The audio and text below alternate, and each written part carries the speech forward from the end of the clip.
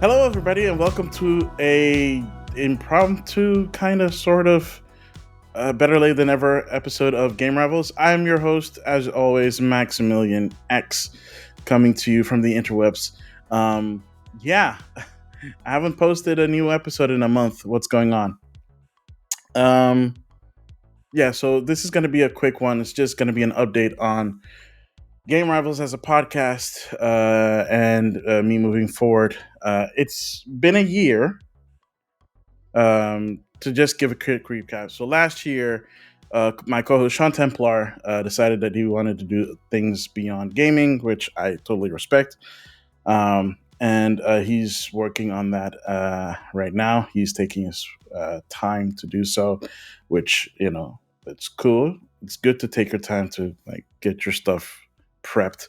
And from the stuff that he's talked about and what he's shown me, so far and like what he's working on. Oh, I can't wait for him to actually start putting stuff out.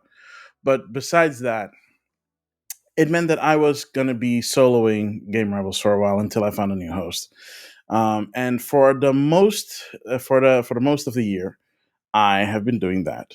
I have been helming Game Rivals for a good year on my own. Season 5 was just me, um, officially speaking.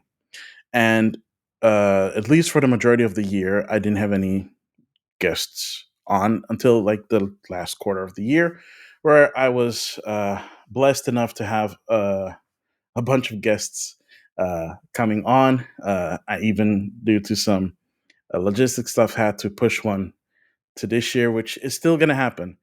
This guest is still going to show up. I'm not going to say who it is yet, because I still need to work things out with this person. But they're excited about it. They're excited about it. I'm excited about it, very much so, because we're kind of on the same wavelengths. And so the whole year went by, and I did not stop looking for another co-host. Um, and I might have found one. Uh, you guys might have seen this person already. Uh, how we're gonna move forward is something that I'll have to discuss with this person, how we're going to do it. It might not be the same situation as what I had with Sean Templar, where basically every other week we come together and then we do a recording. Um, and this just has to do with, again, logistics and stuff and just how the podcast is done. Um, Speaking of how the podcast is done, the podcast is going to change moving forward. Basically, whenever I have this person on, it's going to be a more casual discussion um, of what we've been doing in gaming, like what interesting news articles have caught our attention. It might not necessarily be the latest gaming news, um, but that's okay.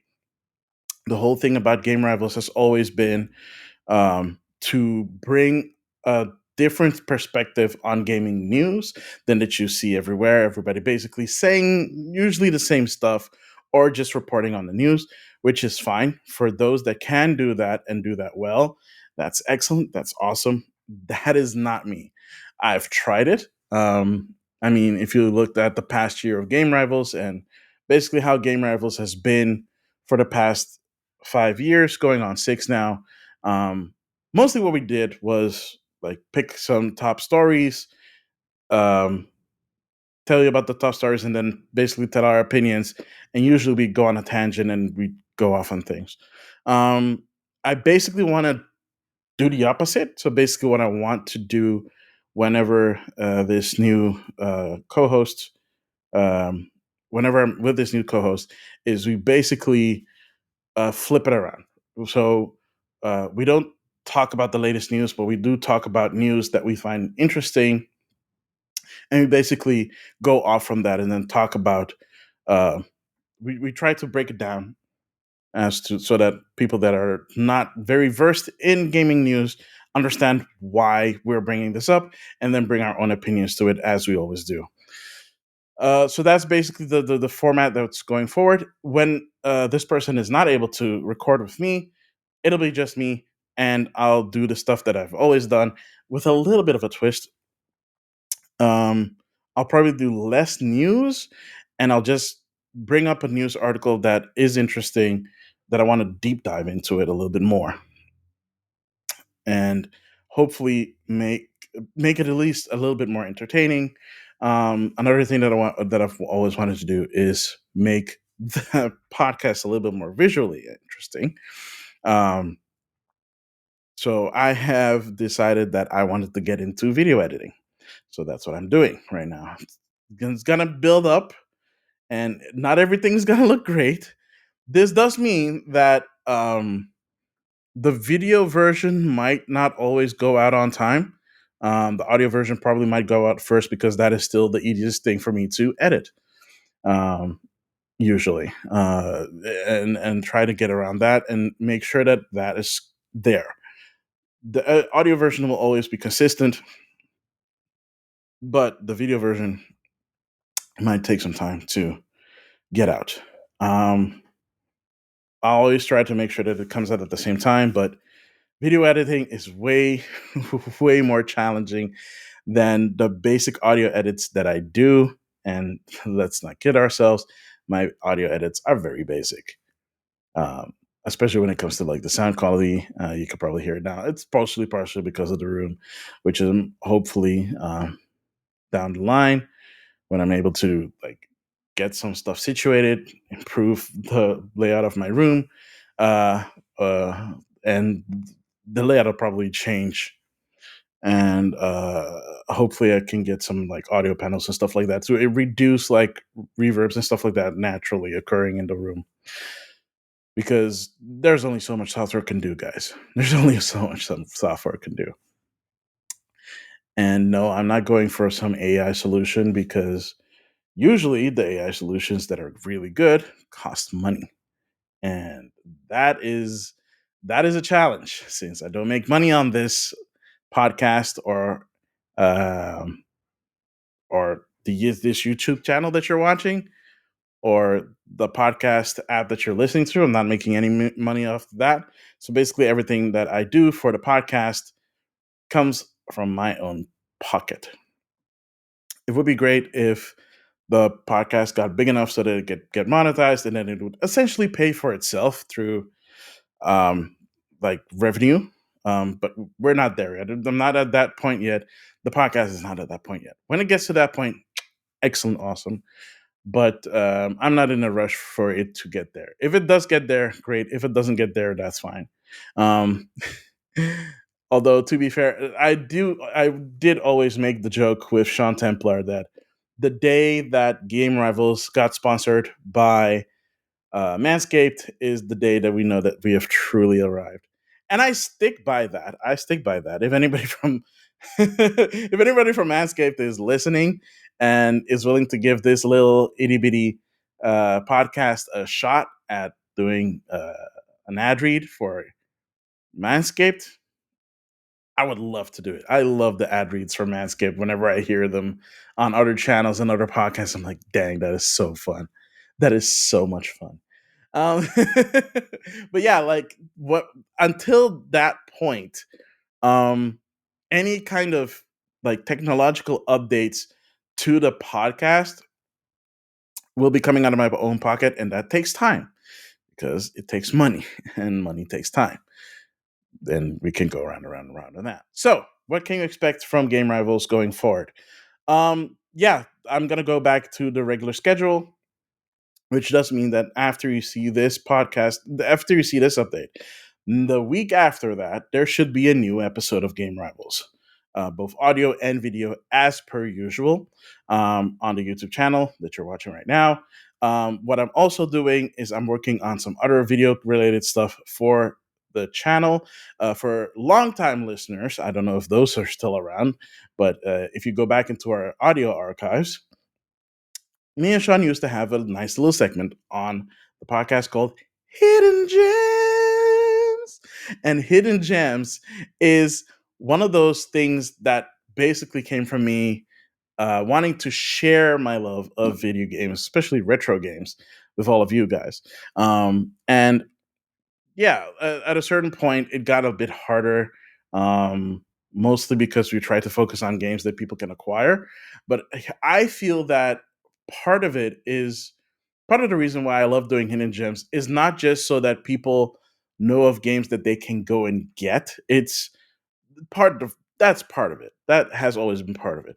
The other part of it has been putting that information out there and knowing that these games existed. It's one of the reasons why I love projects and like the Video Game History Foundation, where they are just doing like the most amazing work in terms of preserving video game history. And it's it's something that is very inspiring to me, especially as like a retro gamer. I love that kind of stuff, and the fact that they're compiling this information is so awesome. Um, and then also making it available for people to like seek out. Uh, it's just it's just so cool. I kind of wish I could work on stuff like that, but that's not where I am right now.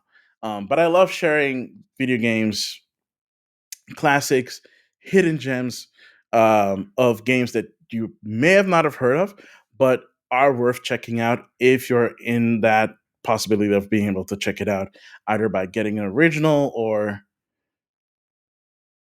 I'm not gonna finish that sentence. But yeah, so like there is always a way of playing video games that are a bit harder to get. Um, if you know, you know, and if you don't know, that's fine. You don't need to know. What you do need to know is that there's always a way to play what you want to play. That being said, I am currently working on doing a hidden gems short series. I'm working on that as we speak. It's gonna take some time because I want to make a nice little repository of shorts that'll go out. That'll go out as scheduled in a nice trickle fashion. I don't want to make one now and then like not be able to make one for like a couple of weeks because of work and life and stuff. I want there to be able to for people to enjoy the content, um, going even if I have to take a break from editing those shorts. And you think, oh, shorts, it's not that hard to make. Yeah, so I will say this: I have all the respect in the world for video editors. You y'all make things look so easy and so effortless. It is not. It is not easy and effortless, guys. It is so much harder than I thought. And I always thought that video editing was like challenging. Doing simple things, that's fine. But like the crazy stuff that they do, like transitions, like freaking explosions and stuff like that, and like having like yourself pop up in the video and being like, it's like having multiples of yourself, stuff like that.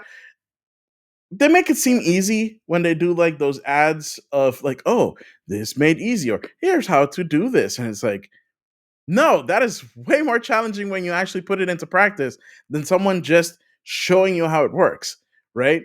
It's it's like someone showing you a magic trick, and then you are like, oh, so that's how that works. And then you try and do it, and you can't. You keep messing up because it is a lot harder than you think.